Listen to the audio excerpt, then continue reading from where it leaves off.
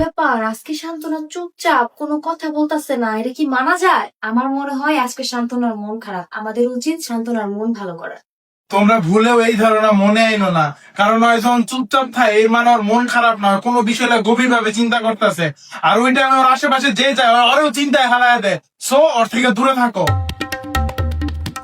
কি এমন চিন্তা করে শান্তনা যে ওর কাছে গেলে আমাদের তো চিন্তায় ফেলাই দিবে? চলো দিয়া আমরা একটু যাইনে আসি। শান্তনা, তুমি কি নিয়ে চিন্তা করো আমাদেরকে একটু বলো।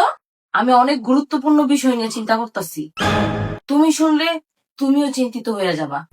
আমি চিন্তায় আছি আমাদের এই জীবনটা আমরা যাপন করতেছি কিভাবে, আমরা কিভাবে বাইচে আছি।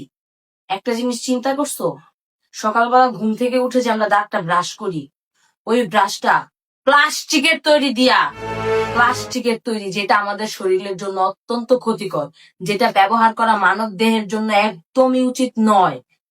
তারপরে ওই প্লাস্টিকের ব্রাশের মধ্যে আমরা পেস্ট লাগাই, কেমিক্যাল দেওয়া পেস্ট, যেটা আমাদের দাঁতের জন্য ভয়াবহ সমস্যার কারণ। অথচ এটা দিয়ে ব্রাশ করা শেষে আমরা পানি খাই, যে টাঙ্কির পানি খাই ওই টাঙ্কি কবে যে ধুইছে বাড়িওয়ালার নানাও জানে না। এই অস্বাস্থ্যকর পানি খাইয়া আমরা বাইচে আছি। তুমি কি ফিল্টারের পানি খাও? ওই ফিল্টারের মধ্যে যে পাথর চুনা মোনা দিয়া রাখছে ওগুলা কি কাজ করে?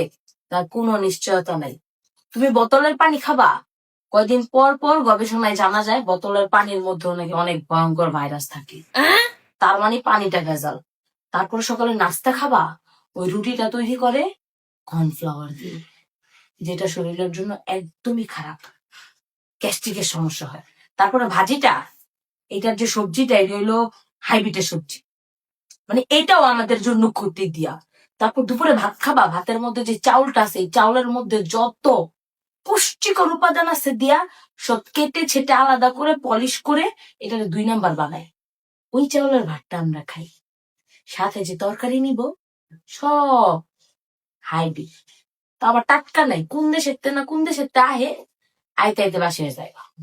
আবার কতটি হয় যে ক্ষেতের মধ্যে কীটনাশক দেয়, ওগুলো সব 2 নাম্বার হয়ে যায়। তারপর তুমি মাছ খাবা দিয়া হরমোন, কি খাবা তুমি? দুধ খাবা, কেমিক্যাল মিশানো দুধ, অরিজিনাল দুধ তুমি খুঁজেই পাবা না। ডিম খাবা, ডিমের মধ্যে ভেজাল। গোস্ত খাবা, গোস্ত ভাইরাস। মুরগির মাংস খাবা, ওইটাও ব্রয়লার, শুই দেয়। মানে তুমি রাতে খাবা, সকালে খাবা, দিনে খাবা, দুপুরে খাবা, নাস্তা খাবা, যা খাবা, ভাজা পোড়া খাবা, তাও ভেজাল।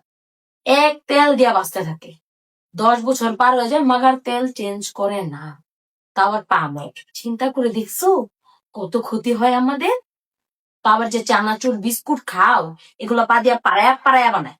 ফুচকা খাবা, ওগুলা তো নাউজবিল্লাহ, মুখে তোলার মতো না, এত ক্ষতিকর। এই এত ক্ষতিকর উপাদান, তারপরে এই যে আমরা যখন বসে আছি না, লাইট জ্বলতেছে, এই লাইট গুলো মানব দেহে ক্যান্সারের কারণ হয়, লাইটের আলো। তারপর সারাদিন যে মোবাইলটা টিপি দিয়া, এটা আমাদের জন্য অত্যন্ত ক্ষতিকর, ব্রেন টিউমারের কারণ হয়ে দাঁড়ায়। অথচ দেখো দিন শেষে আমরা এখনো বাইচে আছি, আল্লাহর কি রহমত। মানে কেমনে এই শরীরটা চলতেছে এত ভেজাল নিয়া, এত ঝামেলা নিয়া, আমার তো মাথায় ঢুকতেছে না। একবার চিন্তা করে দেখছো কেমনে বাইচে আছি আমরা? আসলে তো আমরা আমরা কেমনে বাচ্চা বাচ্চা আছি? আমরা কেমনে বাচ্চা আছি এখনো? আমরা কেমনে বাচ্চা আছি এত ভেজাল খাইয়া? কেমনে বাচ্চা আছি এত ভেজাল খাইয়া? কেমনে? আগে কইছিলাম ওটার কাছে যাইতে না, দিছে না চিন্তা হালায়া, এখন চিন্তা চিন্তা পুরো পাগল হয়ে গেছে গা। ভাবো সাইদ ভাই, ভাবো কেমনে বাচ্চা আছি আমরা এত ভেজাল খাইয়া? কেমনে?